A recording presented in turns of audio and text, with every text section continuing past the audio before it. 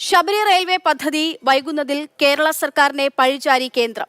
Sabari railway പദ്ധതി നടപ്പിലാക്കുവാൻ കേന്ദ്ര സർക്കാർ എന്തെങ്കിലും തീരുമാനമെടുത്തോ എന്ന ആന്റണി എംപിയുടെ ചോദ്യത്തിനാണ് റെയിൽവേ മന്ത്രി ലോക്സഭയിൽ മറുപടി നൽകിയത്.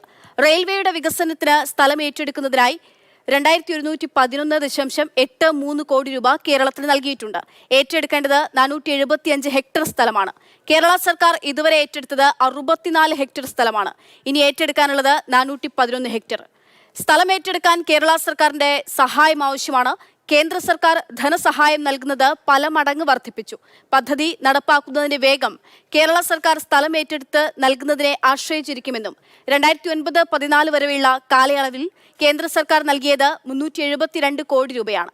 എന്നാൽ 2024-25 3011 കോടി രൂപയാണ് മുഴുവനായിട്ടോ ഭാഗികമായിട്ടോ വിവിധ പദ്ധതികളുടെ നടത്തിപ്പിനായി കേന്ദ്ര സർക്കാർ കേരളത്തിന് നൽകിയതെന്നും മന്ത്രി മറുപടിയിൽ വ്യക്തമാക്കി.